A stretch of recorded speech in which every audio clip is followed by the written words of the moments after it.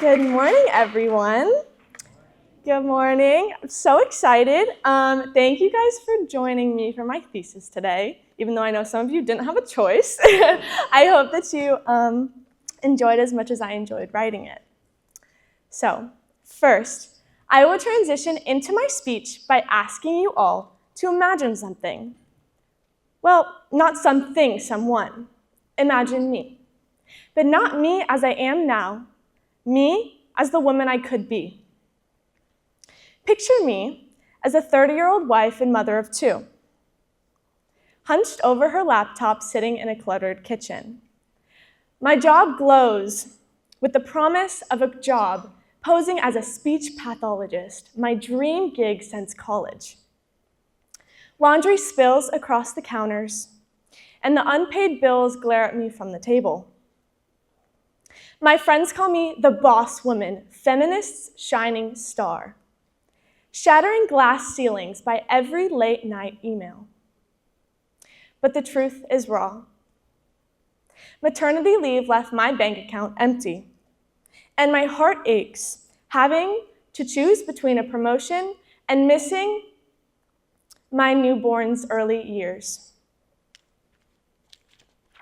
Now, I will ask you to transition back from the picture that I described and recognize this is no fairy tale.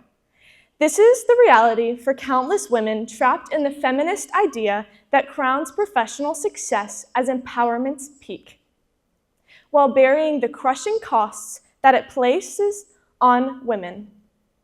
Today, I'll expose the costs, challenge myths, and propose a vision where every woman's calling is honored, whether in the boardroom or the nursery. Before I go any further, I want to clarify a few things for the audience today. I do not intend this thesis to be just another one of those women talking about how modern feminism is harmful.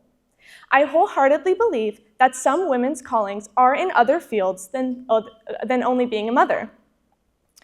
For instance, if there was a woman unable to have children or never felt the desire to have children, those women chasing a life that glorifies God in their own personal callings does not make them less than.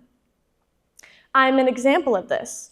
However, I do want to be a mother, but I will be pursuing a higher education. And this is just to prove that my thesis does not bash women in the working industry. However, it's the opposite. I became interested in this topic when my own goals were being celebrated, while my peers were struggling mentally and emotionally because all they've ever wanted to be is a mother. However, they were taught by society that they simply can't say that. Most women who argue this topic are either so far on one side or the other. I am revisiting the idea of early feminism being inherently good.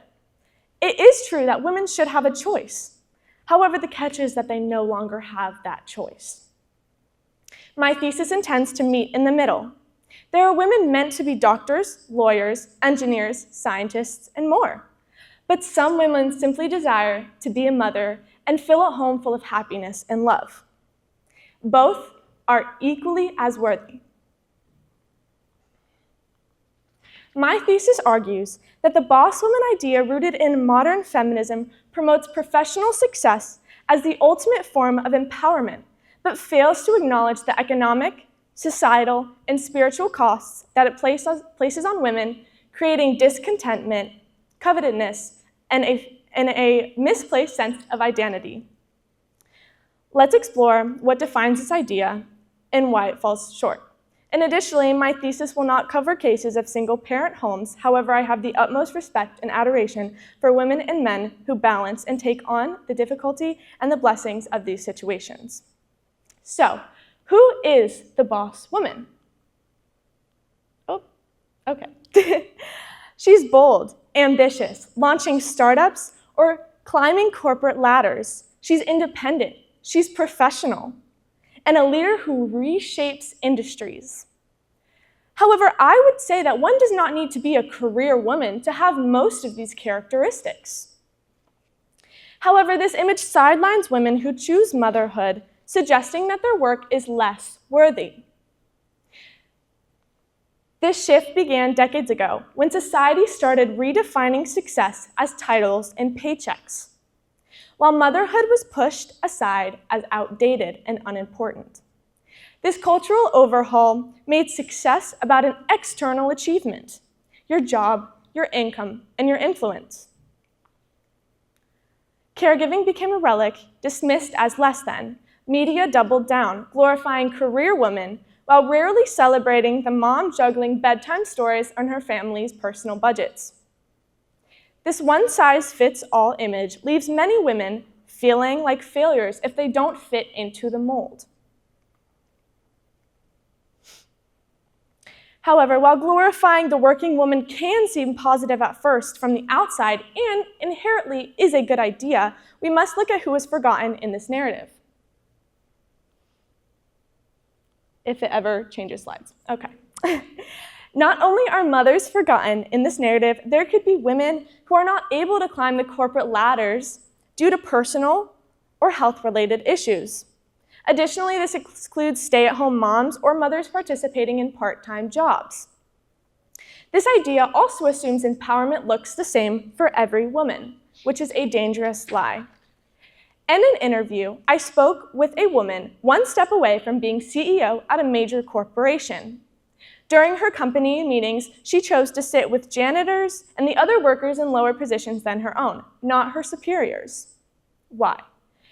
She saw the company owner, a mother, claim that she could do it all.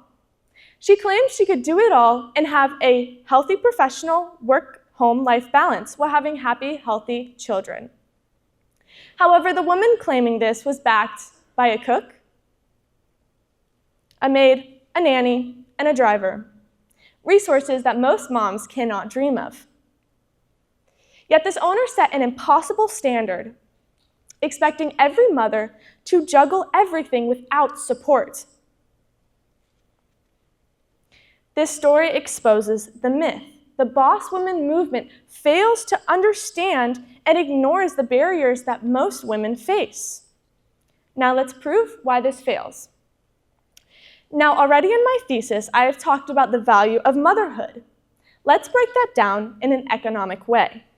Shockingly, mothers' unpaid labor is an economic titan. Oxman estimates if globally, if all of the tasks that a mother does daily were compensated for at market value, the total would come to $10.9 trillion a year globally. That's more than most countries' GDPs. If paid at market value as an individual, a stay-at-home mom work could be worth over $200,000 annually, factoring overtime and intensity. Let's look at a list of what those responsibilities are. They would be childcare, cooking, emotional support, event planning, cleaning, meal preparation, household management, educational activities, personal projects, health management, transportation, shopping, pet care, and even personal advocacy for their children. And what I listed was not even half of the job that mothers are recognized for doing in the home. This isn't just mom stuff. It's the backbone of our world, and we're letting it go unvalued, unrecognized, and unpaid. The boss woman idea exacts a brutal economic toll, chaining women to a narrative that punishes motherhood. Childcare costs can devour 30 to 50% of a mother's income, sometimes more than her entire paycheck.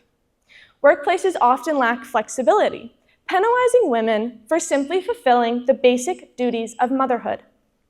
These barriers force a cruel choice: financial survival, or meeting your newborn's needs. Additionally, according to the Pew Research Center, the US stands alone among developed nations with no guaranteed paid maternity leave. Most moms return to work within weeks, risking their own personal health and their newborns. I can confidently say that the United States is a safe, strong, and wonderful country that supports growth, change, and democracy.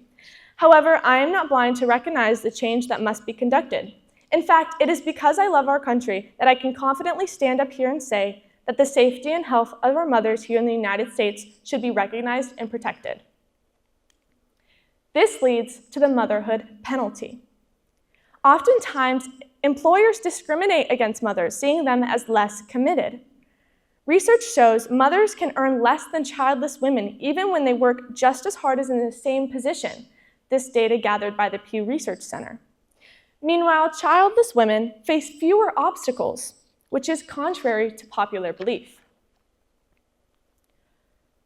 Beyond the economics, the boss woman idea fuels societal pressure that suffocate a woman's choice. Feminism is about choice, right?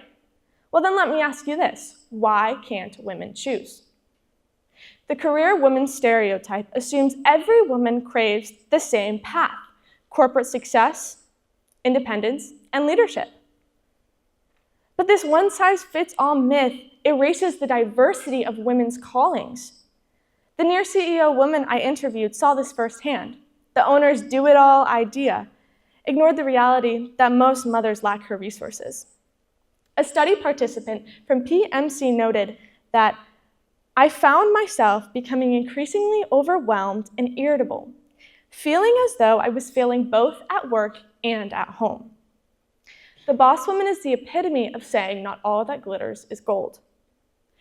Society also amplifies this pressure through media, glorifying career women while sidelining mothers, saying they must be everything: a provider, a nurturer, and a leader, simply to just be enough. The irony is stark. Feminism once fought for choice, but the boss woman has become a new cage, judging women who prioritize family as less empowered. And I say it again, feminism is no longer a choice. Let me share another reality. One of the deepest emotional challenges women face when they choose caregiving over their careers is the overwhelming fear, a fear that their career paths will be permanently offset or ruined. This isn't just about missing a promotion. It's a psychological wall that stepping away from work to embrace a more nurturing, natural role is an irreversible leap into oblivion. So many women grapple with anxiety, convincing that pausing their careers will render them professionally obsolete. And data backs this up. In 2018, the US Census study found that women's earnings plummet when a child is born. They don't recover until that child is at least 9 or 10 years old. And that is a decade of financial setback. The Pew Research Center added to this, saying in 2018, noting that 47% of women who leave their jobs to care for children struggle to return to work. Why? There can be other reasons for this difficulty, like advances in technology or advances in the company itself. But too often, employers unfairly see mothers as less capable. But here's the truth. A 2018 Washington Post study citing the Federal Reserve research flips that idea, proving that mothers are actually more productive, both before and long after their children are born. Over a career, they outshine their peers, thanks to skills that are honed in on motherhood. Next, let's talk about another crushing weight, the pressure to have it all. Modern feminism in today's workforce push that toxic myth that women must seemingly thrive juggling careers and home life, perfect parenting, and flawless caregiving, all while looking like they've got it together. It paints women as superheroes who never falter. But the Wiley Library just tells a different story. In 2018, women described their lives as stressful, hectic, and scrambling to balance childcare, paid work, and household chores. Many even claimed that they saw good motherhood as an unattainable ideal. This pressure forces women to internalize a lie, that they must appear unfazed even when they're overwhelmed, exhausted, and emotionally drained. The unspoken cost of this? Mental health struggles, anxiety, depression, and a gnawing sense of inadequacy. As leaders, mothers, and caregivers, women are expected to go above and beyond in ways that no one sees. Bobby L. Wilborn captured it in 1976, saying, "There is no perfect mother, but even imperfection was attainable."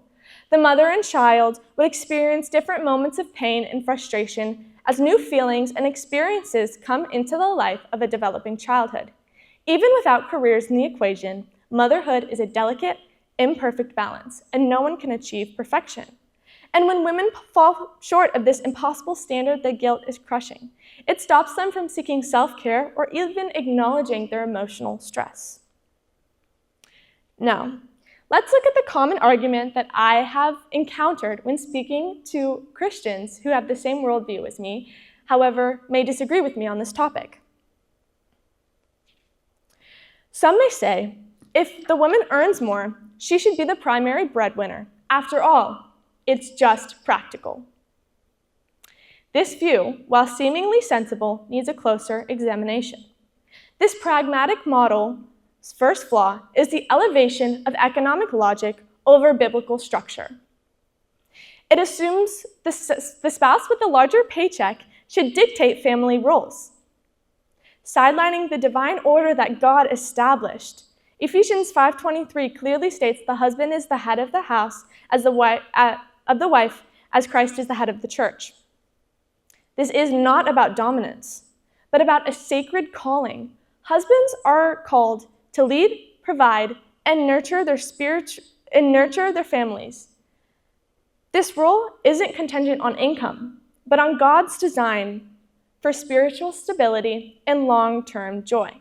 By letting financial gain steer the ship, we risk drifting from the anchor of God's purpose, which promises ultimate true fulfillment. This flaw lies in how pragmatism reduces work to mere income, ignoring its deeper purpose. God designed work to glorify Him and to serve others, as 1 Corinthians 10, verse 31 instructs, whether you eat or drink or whatever you do it all for the glory of God. A husband provision extends far beyond a paycheck. It encompasses leadership, guiding the family with love and wisdom. Guidance that aids to his wife's and children's growth. Protection, ensuring emotional and spiritual stability. When we define provision solely by dollars, we cheapen God's vision for work, missing the opportunity to build families that reflect His love and His purpose. Another flaw is the steep cost of outsourcing provision to a wife's higher salary for the sake of efficiency.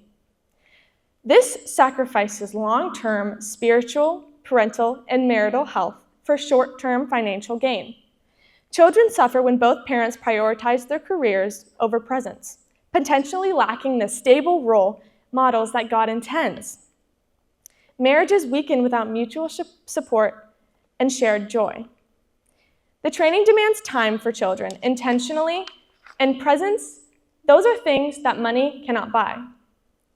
This view on practicality focuses on income, and it risks building fragile families vulnerable to the troubles of life. Lastly, the pragmatic worldview, while enticing in its logic, leads us to lean on metrics like financial efficiency, which is ultimately built on sand instead of the external truth of God's word.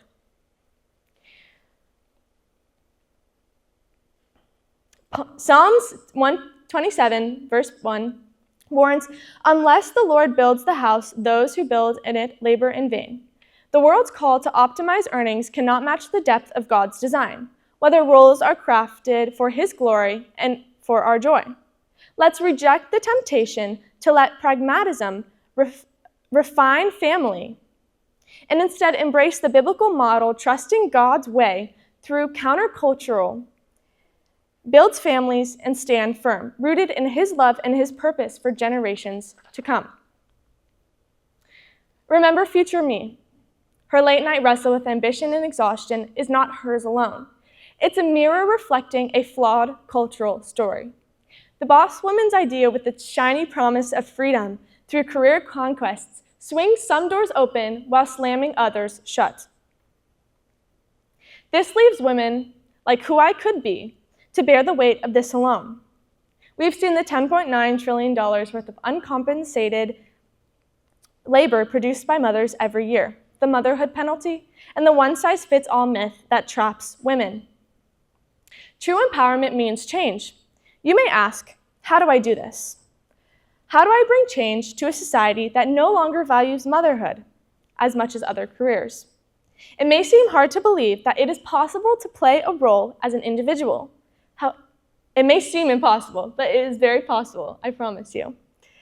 Support and work for private companies that offer maternity leave, provide childcare, have workplace flexibility, and create nurturing and emotional environment for mothers in the workplace. However, while this is important, it is not the only area that needs change.